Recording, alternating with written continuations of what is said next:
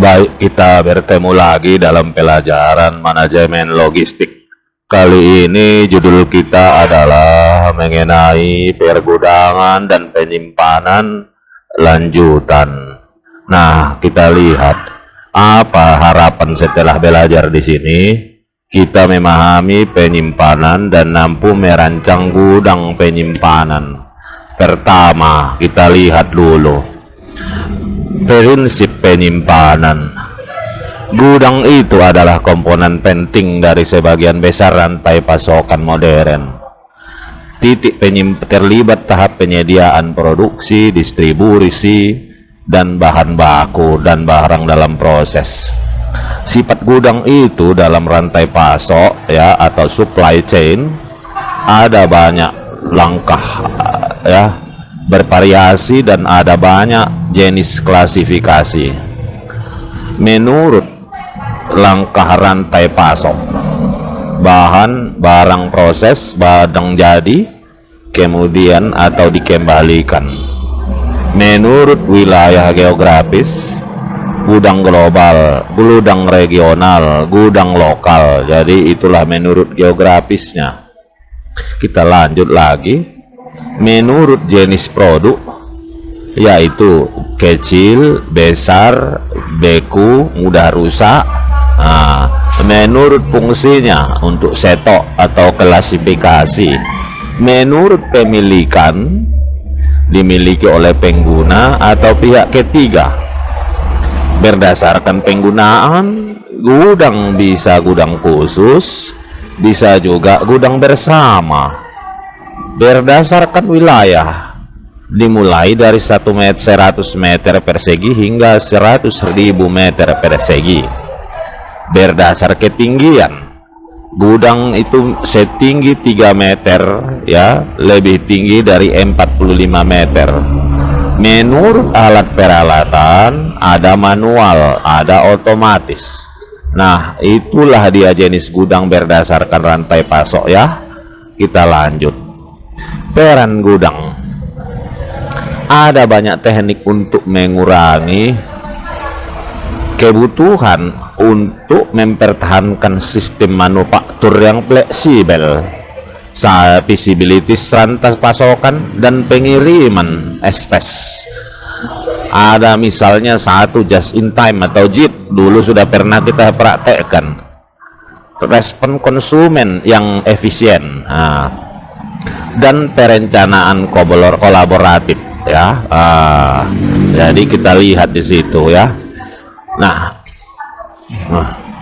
kita lihat. Namun sebenarnya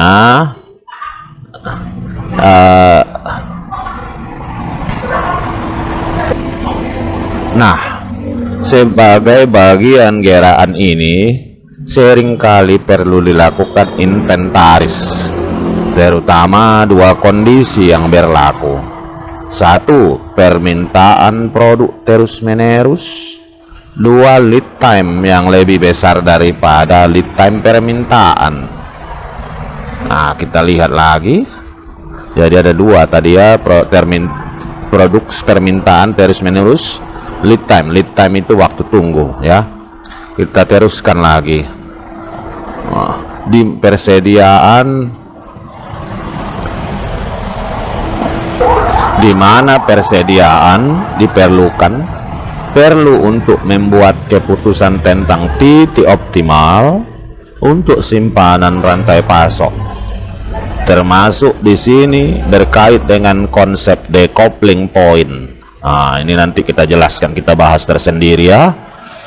Titik inventaris biasanya dikaitkan dengan titik performa yang terdiri dari satu, konsep, kedua, pusat konsolidasi, ketiga, pusat penyeberangan, pusat klasifikasi. Nah, itu dia tadi beberapa. Kita lanjut lagi.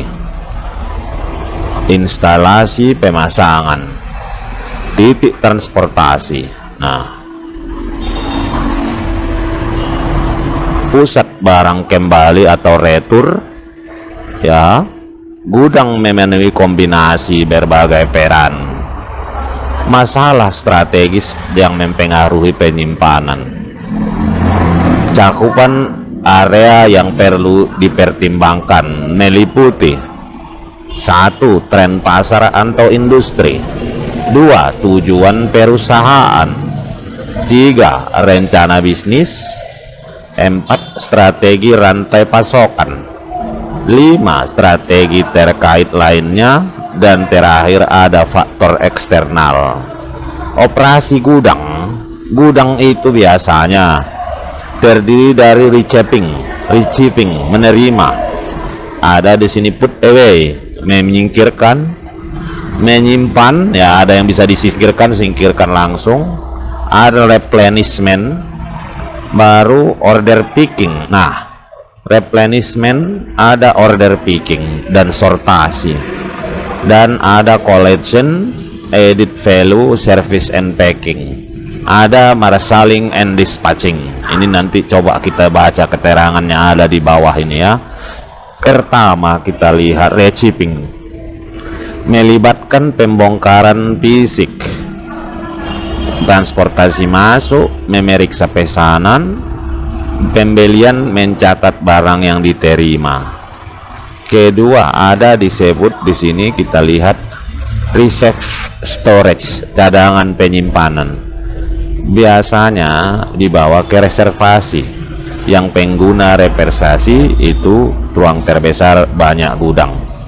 Baru pemilihan pesanan atau sorting ya, baru diambil dari lokasi, klasifikasi, kolasi itu layanan pengemasan, tambahnya ya dikemasi. Marshalling ini disusun untuk membentuk muatan kendaraan. Nah, itulah dia. Kita lanjut lagi dia.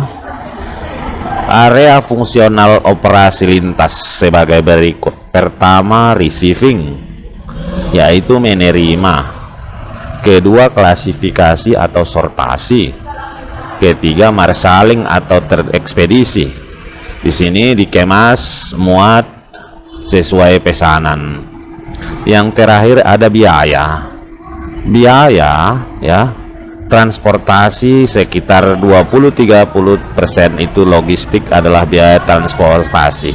Biaya inventaris 20 tambahan atau 25%. Rincian terperinci dari biaya gudang bervariasi berdasarkan sifat operasi, tetapi kas data studi sebelumnya tentang operasi gudang konvensional ya, dilayani forklift dan sebagainya adalah setap 45 hingga 50%. Oh, banyak juga ya.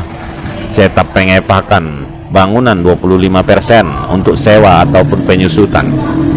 Konstruksi 15%, asuransi, peralatan 10-15%. Pengebasan beban unit. Nah, ini pengemasannya. Ini bisa kalian baca ini ya. Udah, nanti berikut ini saya coba jelaskan berapa alat-alat yang harus ada dalam gudang. Pertama itu forklift, alat angkut yang digunakan untuk mengangkat dan memindahkan barang berat atau palet di dalam gudang ya. Forklift udah tahu lah ya. Ada garpu dan tangan forklift yang dapat dimasukkan atau tangan di bawah palet. Nah, kedua ada pallet jack. Apa itu pallet jack? Pallet jack dikenal sebagai transpalet atau hand pallet truck, digunakan untuk memindahkan palet secara manual. Pallet jack memiliki dua garpu yang dapat dimasukkan di bawah palet, dan operator menggunakan pegangan untuk mengangkat atau mendorong palet. Nah, selanjutnya kita lihat ada conveyor belt. Conveyor belt itu adalah untuk memindahkan barang secara otomatis dari satu lokasi ke lokasi lain dalam gudang. Ini membantu dalam mengoptimalkan proses pengangkutan dan mengurangi kebutuhan tenaga kerja. Ketiga ada rak. Rak tahulah ya, tak usah saya jelaskan ya, tak usah saya jelaskan lagi itu.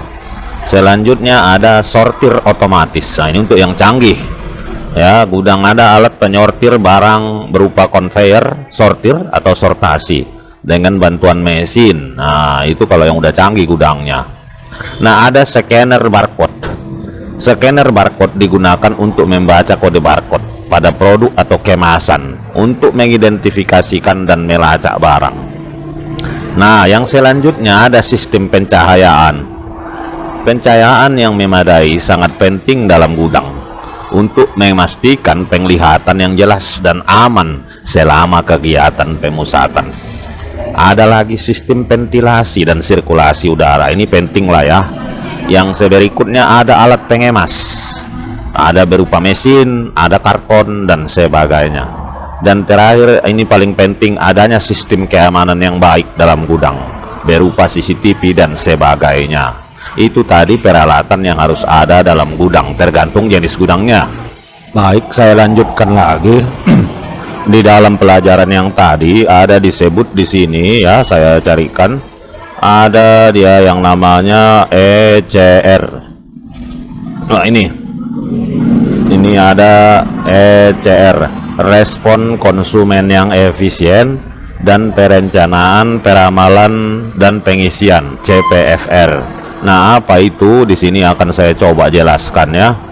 ECR adalah efisien consumer respon, adalah strategi kolaboratif yang digunakan dalam industri retail dan distribusi untuk meningkatkan efisiensi rantai pasok dan memberikan respon yang lebih baik terhadap kebutuhan konsumen. Konsep ECR bertujuan untuk mengurangi biaya, meningkatkan layanan, dan mempercepat aliran produk dari produsen ke konsumen. Nah, itulah dia ECR ya. Sekarang kita lihat lagi, ada satu lagi CPFR. Ini artinya Collaborative Planning, Forecasting and Replenishment.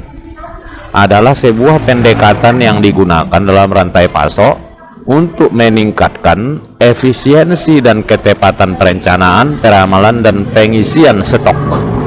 CPRR melibatkan kerjasama yang erat antara mitra-mitra bisnis dalam rantai pasok, seperti produsen, distributor, pengecer, untuk melakukan perencanaan yang akurat dan mengoptimalkan aliran produk.